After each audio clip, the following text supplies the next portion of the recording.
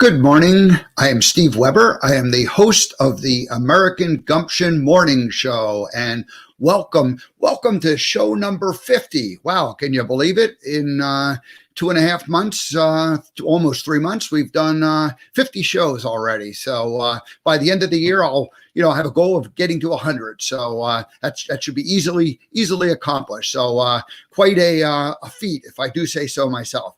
Alrighty, so today is Wednesday, October 14th. Yeah, just about the middle of October. Gorgeous couple of days coming up here in the East.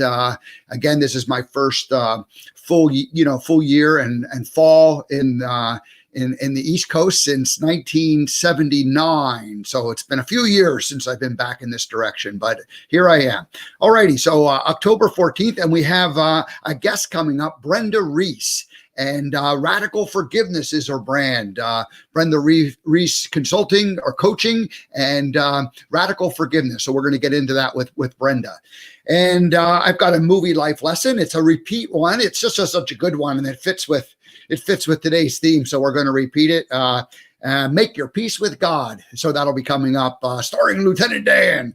That'll be coming up in just a few minutes. And the monologue is going to be self-forgiveness. I've done a monologue on forgiveness. This is a little more specific to self-forgiveness, but all forgiveness, in my opinion, always comes back to self-forgiveness. So, and that's really Brenda's. I'm not stealing any of her thunder just by giving a few of my own examples in the monologue today. Alrighty, so coming up, I'm going to give you the announcement for what's happening the next the next week, really. So Thursday, tomorrow, Lauren Archer and Meditation 101, Meditation the Basics, and also Heart Coherence. So that'll be a fun conversation. If you've done some meditation, if you have a practice, you'll pick up something. And if you are just curious about it, you'll learn what the basics are and how to get started with it. So I've been meditating for a couple of years now on a fairly regular basis, and I've tried several different things, and I'm still I feel like you always feel like you learn something and you get into a bit of a groove, but it always keeps improving and goes a level deeper. So anyway, I'm excited to speak with Lauren tomorrow. Friday and Monday, it's still to be announced. I do not have a guest. I may take one of those days off as a non-broadcast day. I'm not 100% sure, but I'll fill you in on that tomorrow. That's kind of thinking that might happen. And then Tuesday is Walt Keller.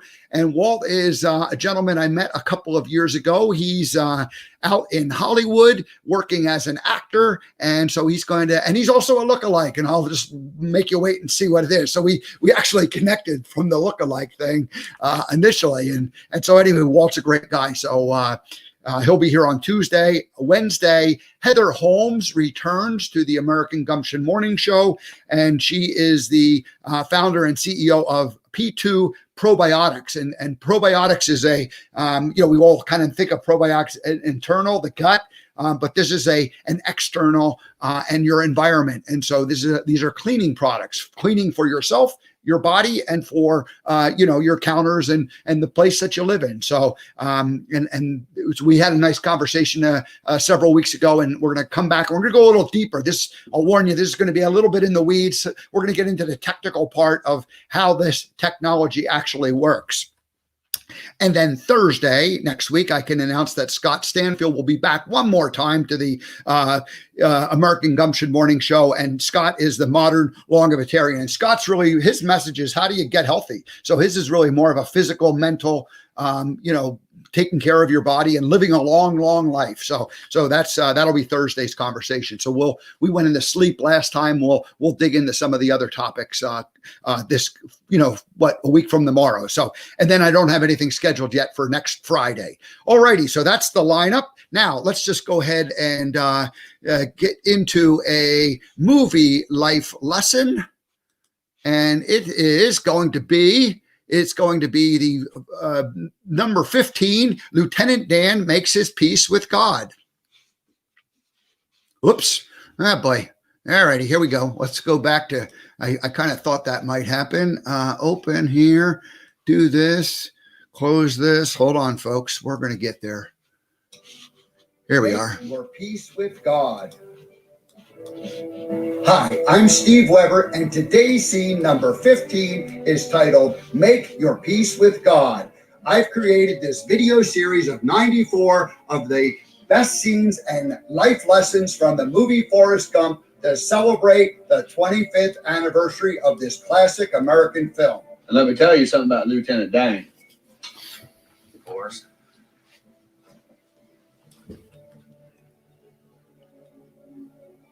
I never thanked you for saving my life. Lieutenant Dan starts by saying, Forrest, I never actually thanked you for saving my life. He didn't technically thank Forrest. He just acknowledged that he hadn't ever thanked him.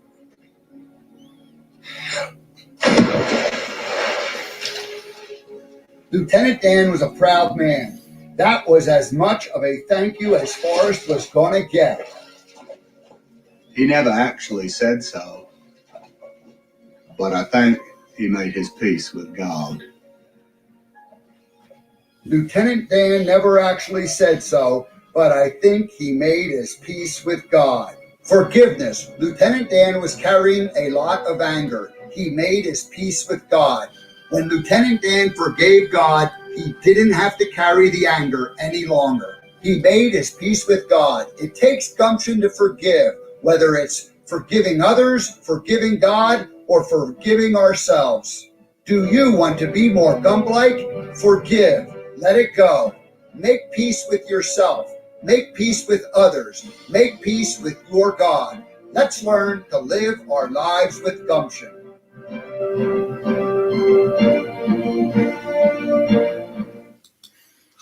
All righty, and there we are, the life lesson from the movie, number 15, Lieutenant Dan makes his peace with God.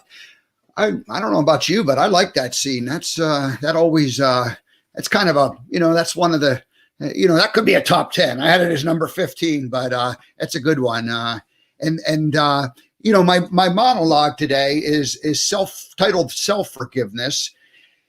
And I think that's what self-forgiveness ultimately comes down to, is making, peace with yourself, with your God, with the world, with the universe. And I think, when gumption, the number 3 principle of Gumption, the 3 principles of gumption are the feather. The feather comes and floats in. Those are the opportunities that join us in life.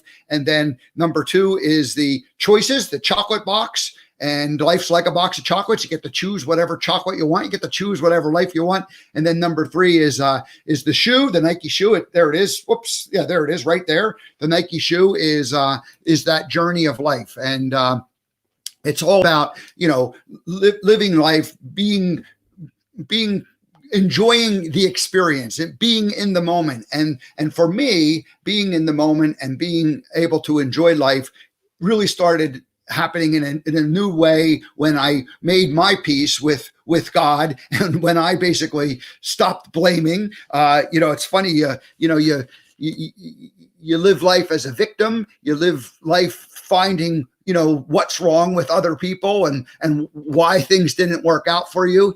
And when you come to the conclusion or the realization that gee, everything that I get, I've put out there, I've projected it, and it's come back to me. And so I am in control of my own destiny. Gumption is personal responsibility for your thoughts, actions, and interactions with others. And so, the idea that you can control and you can create your own life is really what gumption is all about.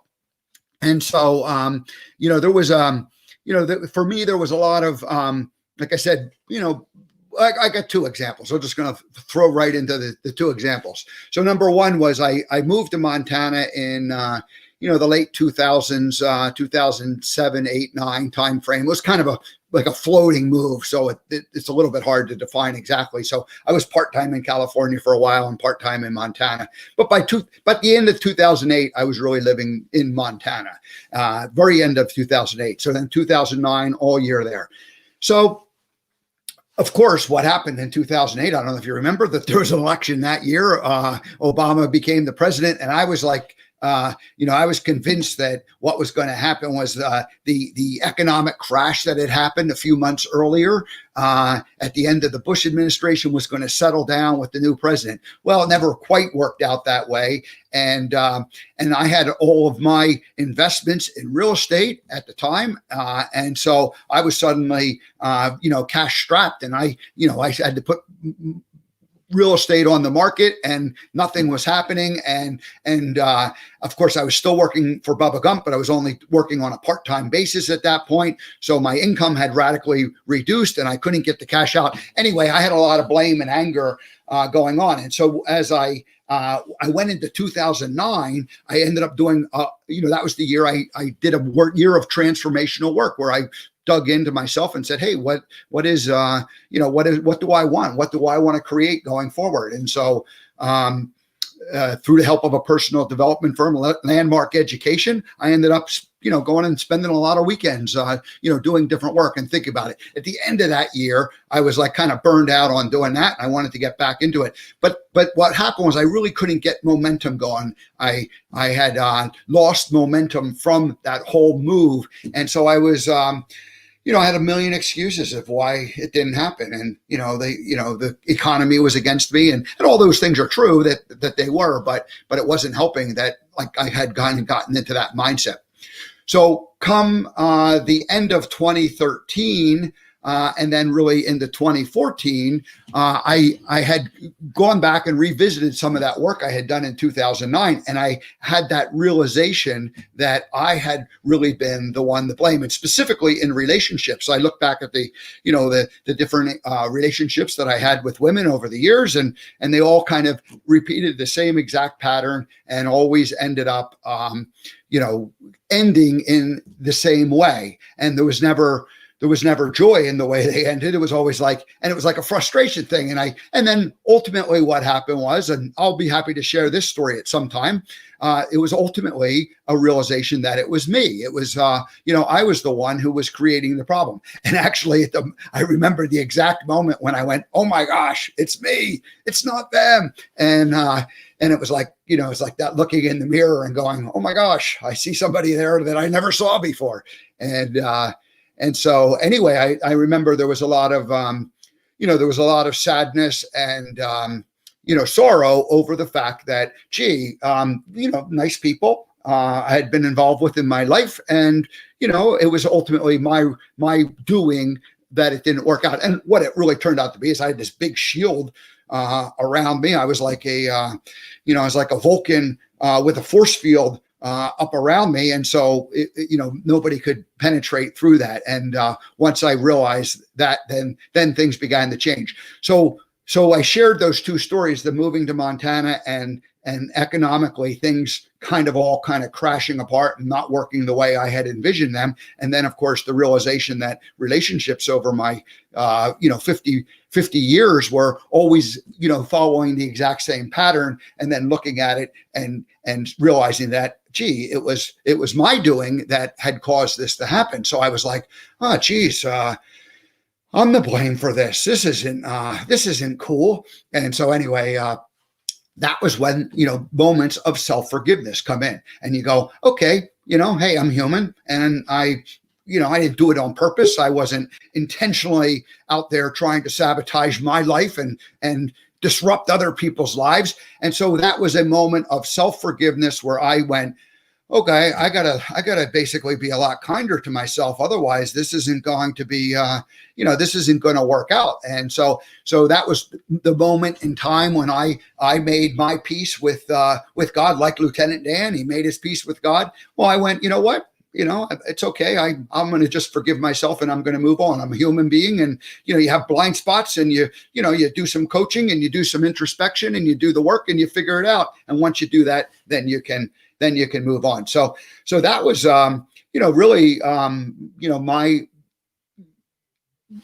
awakening moment where I went, okay, there's no sense in berating myself. I mean, I used to, as a kid, you learn, I don't know how you learn this, but you learn to talk really mean to yourself, like, oh, you dummy, you should have done this, and why didn't you know there was going to be an economic crisis that was going to, crash the real estate market for the first time ever, and why did you have your money in real estate, you dummy, and kind of beating up on yourself. And then and so I did a lot of that, and you still do that, but at least I catch myself now doing it and go, okay, is that helpful? Is that helping the situation? So anyway, that for me, that was self-forgiveness. So our guest is going to be, she is the expert in self-forgiveness and in radical forgiveness, not just like moderate forgiveness. We're talking radical forgiveness. So let's bring our guest on, and we'll find out what Brenda Reiss has to say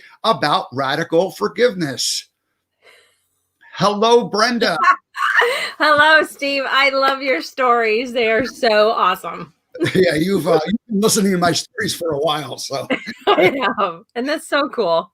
Yeah. So, well, thank you for joining us. And we had a little bit of a weather pattern last night that made us think, geez, is this going to happen? But here we are. There's nothing we can do about the weather. And I said, hey, nothing we can do about it, but here it is. It all worked out.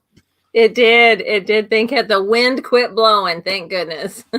All righty. Well, good. Well, in honor of any time a person comes, but I want to warn you, if you come back a second time, you won't get this. So this is the first time. All right. So I'm going to pay attention. Exactly. So Brenda Reiss has a simple perspective. Each individual life is a journey. That's number 3 principle of the Forrest Gump. Life's a journey. So you're on to something there. Yay. And the biggest decision each of us will ever make is how we wish to spend our life, either as a victim or as a victor. Victim or victor. I like that. So victims carry an enormous amount of baggage. And here's one of the Forrest Gump suitcases. I mean, it'd be great if that was how much baggage we had. But like, we're talking steamer trunks full of baggage that people are carrying around with them. So victims carry an enormous amount of baggage, and the victors, their journey is filled with lightness. It's filled with joy, and it's a fancy-free lifestyle. Brenda knows these truths all too well because she has lived both of them. Brenda has personally experienced abuse, addiction, divorce, major health issues, and several major surgeries. Recovery is important and essential, but forgiveness is the key to restoring and maintaining well-being. Forgiveness of ourselves, forgiveness of others, and even forgiveness of life itself. Yeah, life itself gets in the way, creates our problems. I know. So radical forgiveness has helped Brenda transition from being a victim to being the victor. Brenda is certified in a number of intuitive healing and recovery modalities, both traditional and non-traditional. Forgiveness has given Brenda the ability to assist others to step into their own power. Wow. This is a pretty lucky day for us to have Brenda with us. So Brenda, welcome to the American Gumption Morning Show. Thank you, Steve. I'm so happy to be here. Now, before we get started, let me play the first time guest theme. All righty. Okay.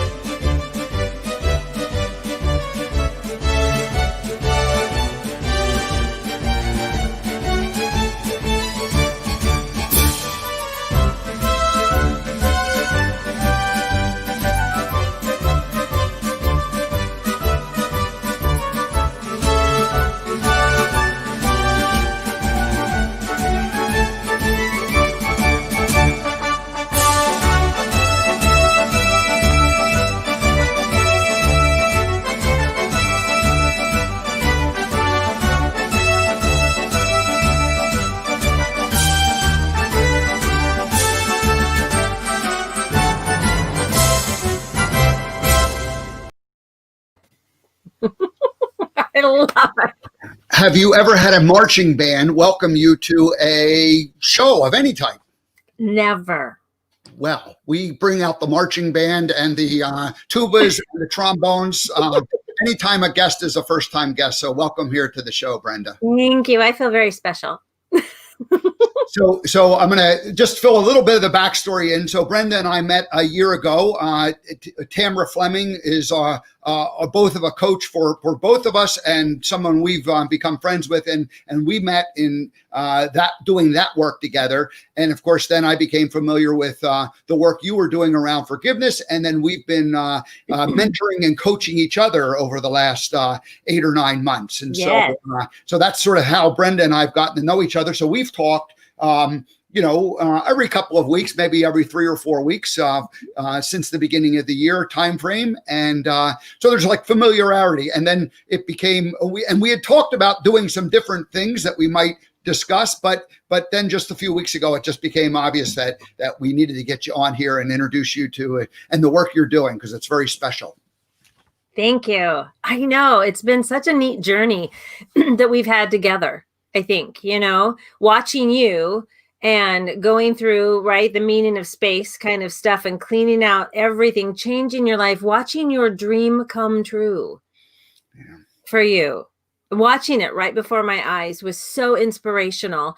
And it's just been so cool to be able to walk this with you, because we had known each other just by Zoom, and then we met a year ago. Right. The summer at the wedding. And that was like sealed the deal. It's like, oh, we're friends for life.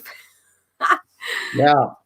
So it's funny too. And we both have our own like areas that we're working in. And yet the important thing is that we all need coaching, and we all need encouragement, and we all need friendship, to go along with that. So I have appreciated your wisdom and your willingness to share. And so that's why I thought, let's just share your story and let people know. I mentioned, I gave you that kind of quick idea, but tell people, how what was your life like, 20 years ago, and then kind of fast forward to the point where you really got into radical forgiveness and you went, oh, that's the point. So kind of give people an idea of, where you were and how you got to, the radical forgiveness concept. Absolutely. Thank you for that. So, 20 years ago was not a happy place, and it was actually a very a dark place for me. And so I was in my third marriage, and trying to figure out, I was realizing, seems familiar, kind of realizing that there was something going on with the men that I had chosen in my life, kind of what I call the same content, different package. And I was just miserable. And I thought this wasn't supposed to be this way. So that at that time of my life, I was on the last few years of my drinking. I had started drinking pretty heavily, and I had to kind of cope with the emotions and cope with all the stuff going on in my life. It seems like one thing after the other. And always wondering, there seems like there's got to be more. There's got to be more. And I tried therapy. I was trying medication. I was just trying all these different things to help myself feel better. And throughout the years, I had done therapy. So I realized that, of course, there was something going on here. So I was trying some different modalities, different things, until finally it was enough. And there isn't really one specific thing. There was a multitude of things, of what I call the wake-up call. There's not specifically one thing, but there were several things that happened. There was an infidelity on my ex's part that really kind of woke me up, and I was so codependent that I wanted to die. I tried to kill myself. And there was a divinely guided intervention that happened that kind of made me realize that, oh, I'm not alone. I'm okay. And I'm going to be okay. And that's what really started opening my heart and my eyes to there's something more. But what is it? What is it? And so it was at that time that people just started coming into my life. Have you had that, where people come into your life that just kind of guide you in these different directions, right? It's really kind of cool. And so I was guided towards being able to get the strength to leave, and to leave that marriage, which opened up this whole different world for me, in the sense of really learning about myself, because that's what I hadn't done through the heavy codependence throughout my life, was I'd given myself away and losing myself. Have you ever done that in a relationship? Lose yourself? So that's what happened. And then it was always asking, I was asking, okay, God, universe, whoever's out there, help me. What am I supposed to be doing? And it was this. I finally got the job that I had wanted. I was the administrative or executive assistant, right, to the vice president of this big company. And it was awful. And he was just like my ex-husband, like my other ex-husband, like my other ex-husband. And I could never do anything right. I was working harder, trying to prove myself, never right. And so my body started to break down. And I started to break down. I was crying every day to work, and I was crying on the way home. And that's all I was trying to do, is what is wrong with me? I can't leave the job, because if I can't do this job right, where else can I go? And so what happened was I finally just got on my knees and started asking, help me. Now, I had already been sober for quite a few years by that time, thank goodness. And so what I did was just started listening. I went to the doctor, and who sent me to another one, and found out I needed a neck fusion and a back fusion. That got me out of that job for a while. And it was during that time, Steve, when I found the forgiveness work. Finally, an answer to prayer, right? To just intention, I finally found the forgiveness work. And another divinely guided, when we pay attention, there's little miracles that are happening all the time, all the time around us. And it was at that time that we were going to take a trip to Mount Shasta. And I sent away for those little pamphlets that you get, right, to find out what is in Mount Shasta. I knew I needed to go there, but I didn't know why. And that's when I saw this little advertisement with this teeny picture of this woman. And I went, I don't know, but I need to know her. Have you had those experiences with people where, yeah, I need to know that person? And so, and it said forgiveness coaching. I said, I don't know what that is, but I need to know it. I didn't really know that I was looking for forgiveness coaching. I didn't even really know what that meant, but I knew that I was trying really hard to forgive my ex, to forgive me. And it wasn't working, because I kept getting triggered. And by that, I mean that as I was trying to walk in his shoes and understand what was going on and give myself time, all the things that I knew to do is for forgiveness that I was taught, every time I saw a Metro bus, I would start crying. And that was because my ex was a Metro bus driver. So I was being triggered. So something wasn't being healed inside me going this direction. So when I met with this forgiveness coach, which was another divinely guided act, because she happened to have one opening on the day that I would be able to be there with her. And she helped me see a belief and a pattern that no one else had been ever find. And it connected the dots for me. And it started me on this healing path going, oh my God, does everybody know this? And she's like, no. And I said, they need to know this. And so that's what got me going on this wonderful journey of healing. And I say wonderful kind of through gritted teeth sometimes. Yeah, it's funny how we go along, and the way I was listening to your story, and the way one thing kind of led to the next thing and to the next thing, and we can't always jump from one point all the way to like the answer, but we can go from one thing to another thing, and like so sort of taking baby steps until all of a sudden, like one of those baby steps, we realize we've just jumped across a big gap there and into a new place and a new zone. So then you met this woman with the forgiveness coaching, and you went, oh gee, this is like, this is the first time in my life that something's like actually the answer, as opposed to just, like a Band-Aid or a fix for temporarily. But then you took it like a step deeper. You didn't just like end there with learning the basics. You kind of dove in pretty deep, didn't you? I did. And that's what I do. Yeah. When something resonates, it's like I go all in. And it was an amazing process. It was like I read the book, and, I went through my other surgery because I hadn't gone through the back surgery yet. And I went through the other surgery. And once I was healing from that, it's like, I want to know more.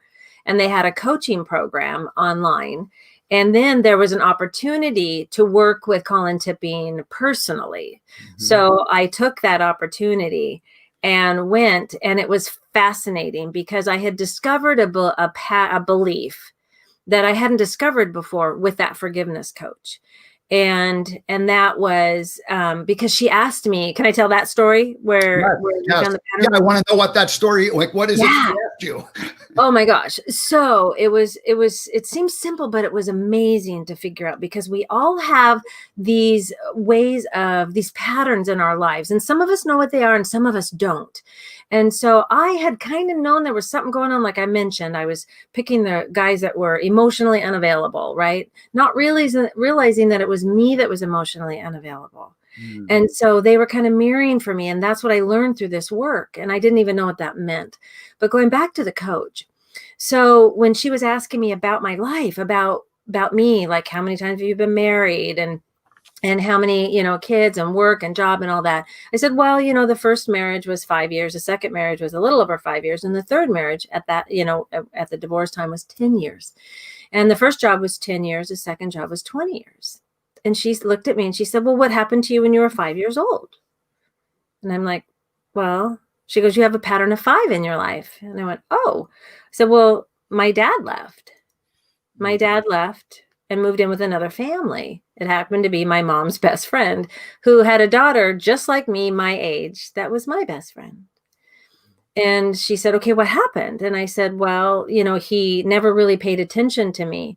He never thought I was his, supposedly, as I learned later, but he never paid attention to me. But when we went to visit one time to the house, he was playing with her, with the girl, Lori, who was just like me. And I couldn't understand that, at that age, you're like, what's wrong with me? Why are you paying attention to her and not me? And that formed a belief in me, which I didn't know until going through this process and doing this relationship timeline that we get to do, which I highly recommend. And that was where I realized that I had come up with a belief that every man that I love is going to choose another woman over me, or something over me, as it turns out. And when I looked back, that relationship timeline, when I looked back through all of my relationships, that happened everywhere. Dating, marriages, everywhere. It was, there was always something more important than me. We can look back at this now, and we can look at that story, and, without casting too much blame on your father, who Right. was just a human, who was, he is finding love. But think about, like, he leaves his wife and daughter, and he goes into another woman and daughter, and these are all people who are friends of each other. I mean, what a tangled web that was. Well, it was exactly, yeah. So I've done enough work to know that, like, at different stages, like, of childhood, like in the 4, 5, 6 ranges, there's always an incident that starts something off, and then in the early teen years there's something else, and then in the young adulthood. But my goodness, and that becomes a blind spot. You're not aware of it. You kind of have a memory of it, but you don't know what it's doing on that subconscious level. And until someone, and in this case, it was just basically someone asking the question and you thinking about it. And then it was like that light bulb moment when you went, oh my gosh. And once that light bulb goes off, you can't go back. You can't put that back into the darkness. But unraveling it isn't as simple as just like that moment. That's the beginning of it. But pretty quickly you can get through that once you understand it. Oh, yeah, because it's kind of this aha, what I call this connecting of the dots. So it connected the dots for me. And what I want to say too is that everything we're doing is really valuable and important, because everything that I had done in my spiritual growth, my self-development journey, therapy, everything had gotten me to that time, to that space, to be able to have that awareness, because there's something that shifted inside of me that day. that I have no words for, but it was just this awareness that opened up a whole new level of my learning. And that's when I embarked on the forgiveness journey, I was more open to being aware and receiving and releasing the things that I needed to release, because then I got curious. And that's really valuable, right? As we all know in our journeys, to be curious instead of like steadfast, it has to be this way. And I had spent a lot of my life that way, black or white, because of the fact of safety, because of the trauma that I had had in my childhood growing up, as mentioned, like Steve mentioned in the intro. It's like going through a lot of abuse and going through that abandonment, rejection, going through all of these things. There's a buildup. There's a reason, though. That's the beauty of the radical forgiveness work, was finally realizing there is a reason and a purpose to all this stuff I'm going through, if I choose to look at it that way. And I had chosen to look at it that way. BrendaReissCoaching.com is where people can contact you, and radical forgiveness or forgiveness coaching is really the main thing in terms of what you're doing and helping people. Talk about the process of somebody reaching out to you and what might be the typical kind of scenario, because I know you work with men, with women. What happens when somebody realizes that they have something that they need to forgive, and they need some help? What do you do? Yeah, so it's really kind of cool when I work with people and working one-on-one. There's also group classes that I teach, but a lot of people choose the one-on-one with me. So the process that we go through is, first, I get a question a lot about, well, how do I know I'm ready to forgive? And if you have to ask that question, then you're probably not ready. Because when you're ready to forgive, there's just this feeling of, I'm done. I'm so tired of being tired. We've heard that. And it's like, oh my gosh, I keep running into these same roadblocks. The dating scene isn't going the exact right way. I keep meeting these people, but it's not working out. It's like, I'm done. I am ready. And so when that happens is when we get to that sweet spot of being able to, what I call, surrender a little bit to the process. And that's what we're doing. And the beauty of the radical forgiveness work is that you don't have to believe it. You don't even have to think it's going to work. All you have to do is be willing to try something new, to look at something differently, because that's what we do in the radical forgiveness work. We're asking each person to really feel and think about that there's another way, that this is happening for a reason, and it's happening for them, not to them. And that when we look at it from a different perspective, that's when the miracles happen, the shift happens. So when somebody comes to me and, we work one-on-one, I take them through the 5 stages of radical forgiveness, along with some other coaching. So a lot of us have gotten away from a daily practice, or we don't have one. And that's really important to kind of come back home to us. So some people have that codependence when they come to me. They've been working and giving away all of their energy and power to other people, and they're drained. They're tired. And it's like, well, what about me? And that's okay to ask, because if our cup isn't full, we really aren't giving much to other people, as you and I've talked about, Steve. Yeah.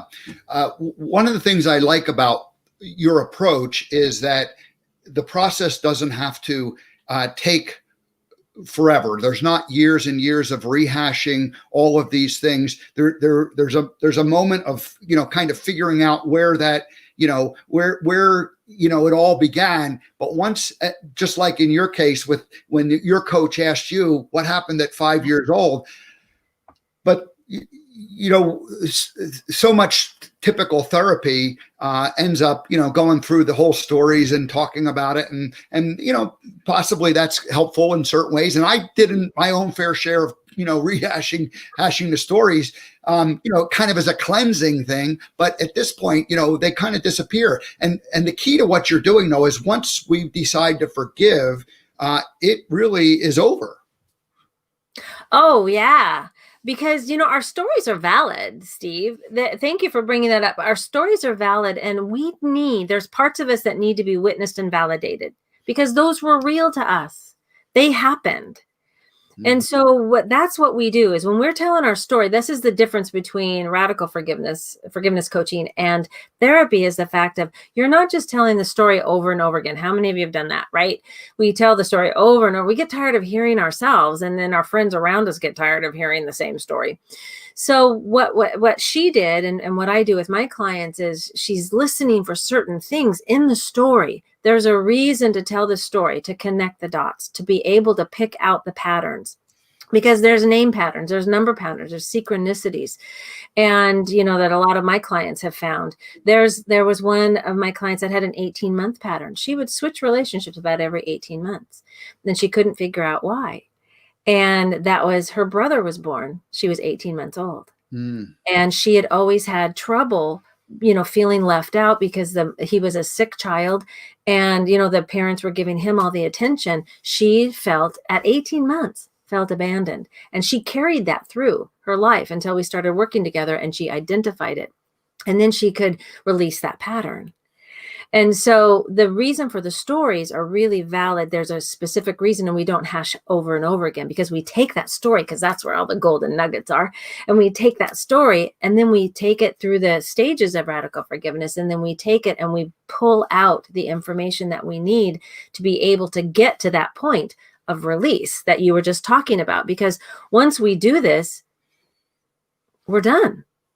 It doesn't have to be 20 years. When they started this forgiveness work way back in the 80s, 90s, they were doing studies that said that it was going to take people 20 years to forgive.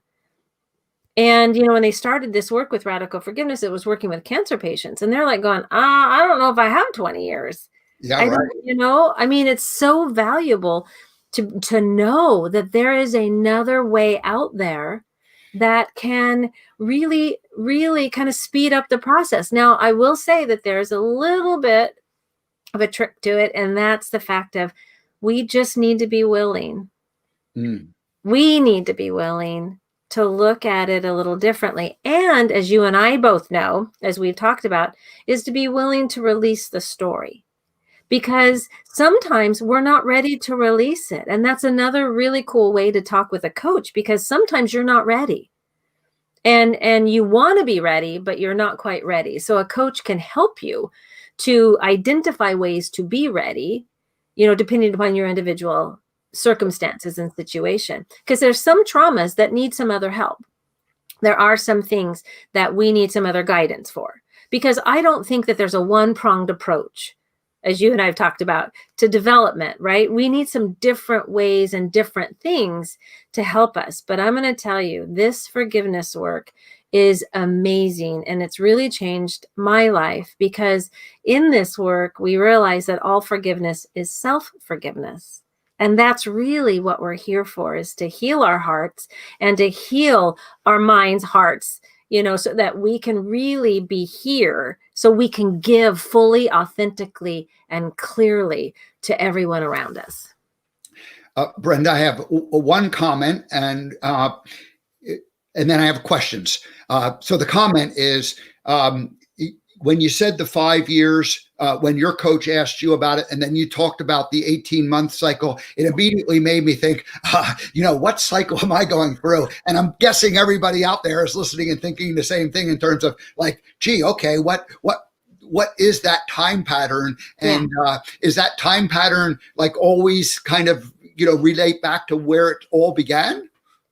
Yes, it relates to not only, well, let me take this back. It relates to some sort of significant experience. I'm not going to say trauma or wound, but it's a significant experience that was your kind of jumping off place. So you have this moment, this experience that traumatizes you, and it may not be like, it's not like, it's just like somebody slights you and somehow you get offended, but to you it's highly personable, and to your family around you, they don't even really notice this happening. It just happens, and yet then that triggers some kind of a cycle that just keeps repeating itself, and ultimately it's kind of based on a deep-seated fear that we have, a fear of rejection or of not being loved. Not being good enough. That is what we commonly share, is that I'm not good enough. And it shows up in different ways. Even people that look like they have it all together, they're, millionaires, they drive the cars, they have the great, life, whatever they're looking for, they too feel not good enough. Yeah. And it shows up, it manifests differently for all of us in our lives. Yeah. And so it's really taking, that's the uniqueness. That's the unique part of us, right? We share a lot of these commonalities, but it looks different. So we don't think we're the same, but it is the same. We have about 10 minutes left. Do we have enough time to spend a minute or two on each of the 5 steps? And would you want to just kind of give like a brief idea of what that's all about, what the steps are? Oh, absolutely. I would love to do that for people. Yeah. So when we go through the stages of radical forgiveness, it is done in order. It's kind of important in the sense of, because it helps build on the other. And for those of us that are a little more analytical, like I was, this is one of the reasons I loved this work, was because it gave my head something to do so my heart could heal. And that means it helped get my head out of the way, because if you're an analytical person, you spend a lot of time thinking and in your head, and you're skeptical, which is really good to be, by the way, in this process, because it works in spite of us. So the first stage of radical forgiveness is telling the story. And that's the part that is the best part, because I get to like spew it all out. I get to be the victim. I get to say, this is what happened to me. And I get to share it with somebody who's holding me in a loving space, who's holding me in a non-judgmental space. And I get to share because I know that there's a reason for sharing this story.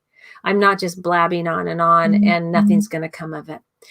So when we have that, we tell the story, and that's, as a coach, I get to listen, and I get to validate, and I get to help hold you in a space, because it's important to know when we've been hurt that we're going to be okay.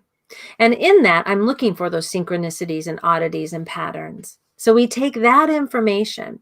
And during this time, it's really important. And this seems to be the hardest step of all. And that's feeling the feelings.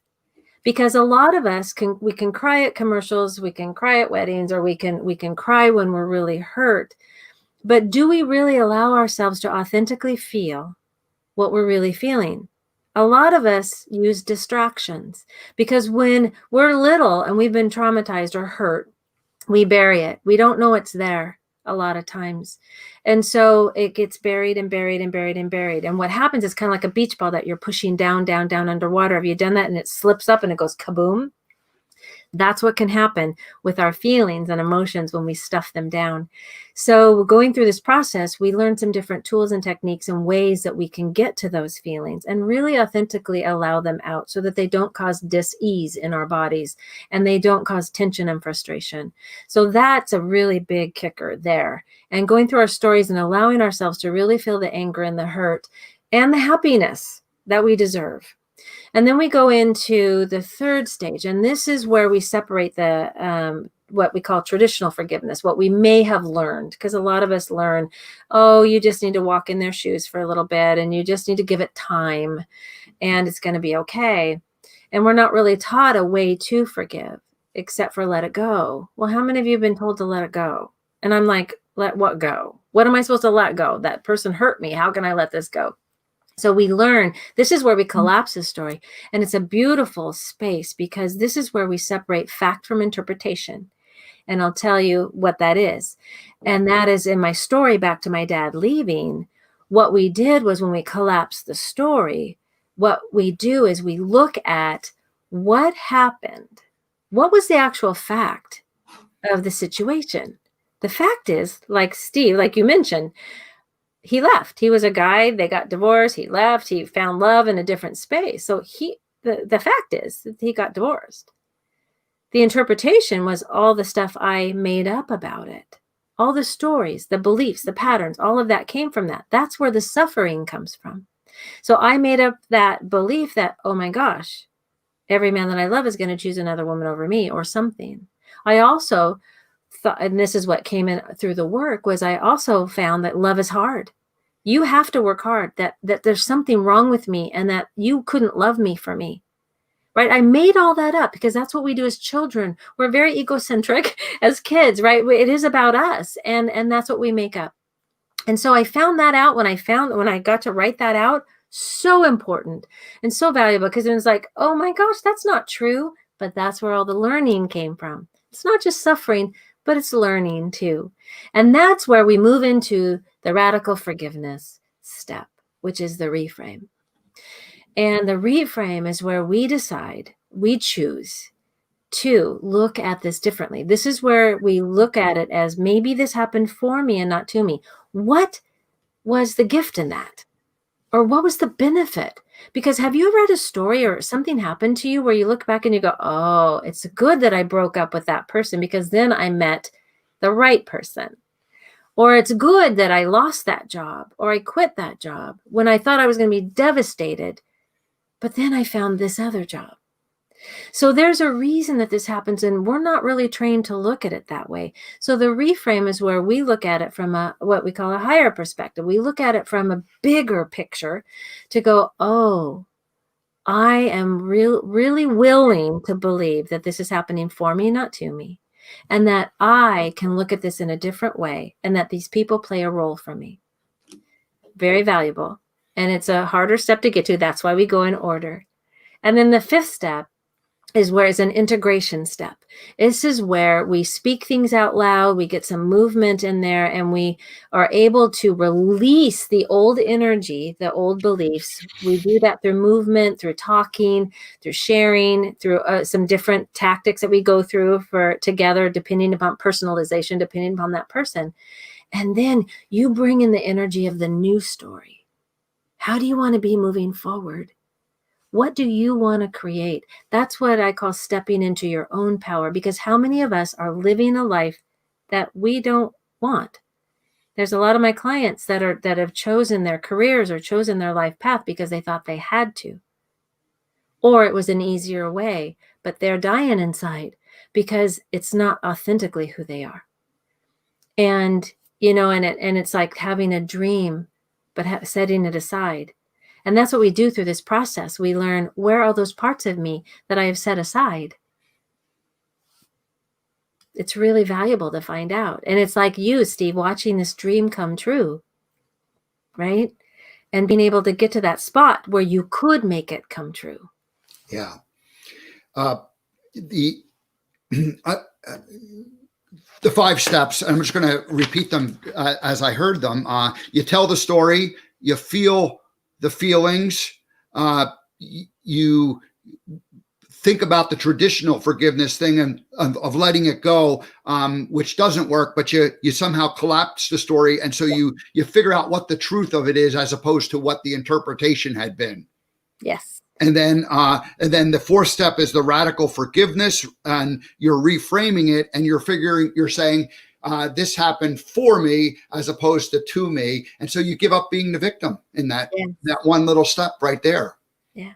Yeah. And then finally, the integration portion. As I was thinking about experience in my life where I called up a friend. I had this disappointment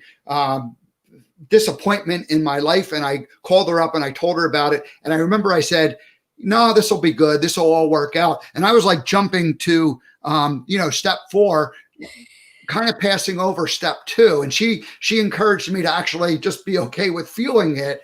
And I, as I look at my own life, that was one of those things that I learned how to do very well as a boy. And that was to not feel. Well, and it's called a bypass, right? We're bypassing. So a lot of people who think, oh, I need to forgive. This is where having a coach is valuable, because it's like, no, sometimes it's not time to forgive yet. Sometimes we really need to allow ourselves a space. So not bypassing, what you're talking about is bypassing those feelings and jumping into, oh, it's going to be okay. Everything's going to be fine. Thinking positive is important, but also honoring yourself and where you're at and the feelings is more important. Yeah.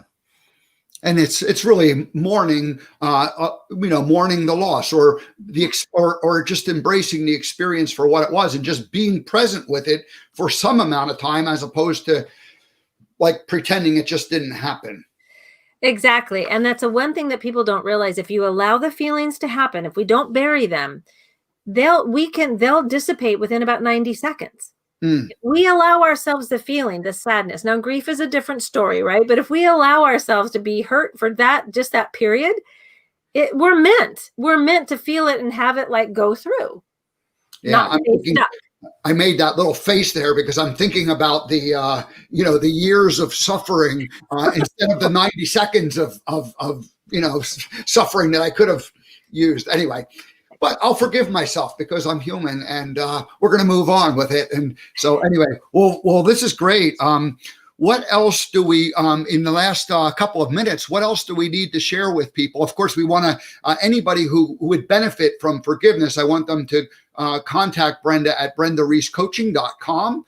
And it's easy to get a hold of you once they go to that website. So that's simple enough to do. But what would you like to say as we kind of wrap up? Well, what I'd like to say is that forgiveness doesn't have to be as hard as we think it is. This is like a misnomer that I have discovered. And is it a journey? Absolutely. Is there some, holding on with like scrunched fingers and, when we're trying to let go of our stories? Absolutely. But doing it with a coach and with somebody who can hold this beautiful space for you is really helpful. That's what I have found. And I want to also encourage you to check out Radical Forgiveness. There is a book that you can read that a lot of people have found so helpful. So read the book, Radical Forgiveness. It's on Audible, and it's also, you can get the book form if you're like me and like to have tangible books in your hand. And also you can check me out on Instagram too with @Forgiveness Coach, because it's there that I also give a lot of information and inspiration, because we need that when we're feeling like we are today. There's a lot going on, and we're being triggered. A lot of our stuff is being triggered. And what I want to say to you is, like, if we can breathe into it and allow it, identify it, do that relationship timeline, look back through all of your life and see what the commonalities were in each thing, then you can help to find your beliefs and patterns that way. And then reach out for help and reach out for guidance, because it's in there that we can find the relief to get to the peace, to get to the happiness that we're seeking. Well, Brenda Reiss, this has been a fun conversation and a learning experience for me. I really did. I knew parts of the story, but I didn't know the whole thing. So I sure appreciate your coming here and sharing it, and actually, going through the 5 steps of radical forgiveness. And I again want to encourage people who would benefit from getting rid of the suitcase that they're carrying full of drama and past memories that just don't serve anymore. And if you need some help, then reach out to Brenda and learn how to radically forgive and move on with your life. Thanks, Steve. All righty, so that's it. Thank you so much for joining us today. We'll have to have you back sometime. I'm sure that forgiveness is not like a one-step process, or it's a 5-step process, but we'll see about at some point. If you're always welcome to come back. Let's leave it at that. Thank you, Steve. I'd love to. You are such a joy. Well, thank you, Brenda. All right, we'll see you next time. All right. Well, that was Brenda Reiss. Boy, that was great. And I knew some of that story, but I did not know all of it. And I certainly, got more familiar with the 5 steps. We had talked all around the different steps and gone through different pieces of them, but in that particular order, it just made a whole lot of sense to me. So anyway, that's it. I'm going to wrap up today's show. I want to just let people know that tomorrow, Lauren Archer will join us, and we're going to go through Meditation Basics 101 and Heart Coherence. And then on Friday and Monday, it's still to be announced. I may end up taking one of those days and not doing a live show. I'm still figuring out my schedule. But on Tuesday, Walt Keller, who is a Hollywood actor and also a fellow look-alike. He will be here on Tuesday. On Wednesday, Heather Holmes returns, and we're going to dive deep into the technology and science behind the P2 probiotics, the health products that she has. And then on Thursday, Scott Stanfield comes back, the modern longevitarian, and he will continue the conversation on how to live a long life. So that's it, everybody. Have a great rest of your Wednesday, and we will see you all tomorrow. Have a great day.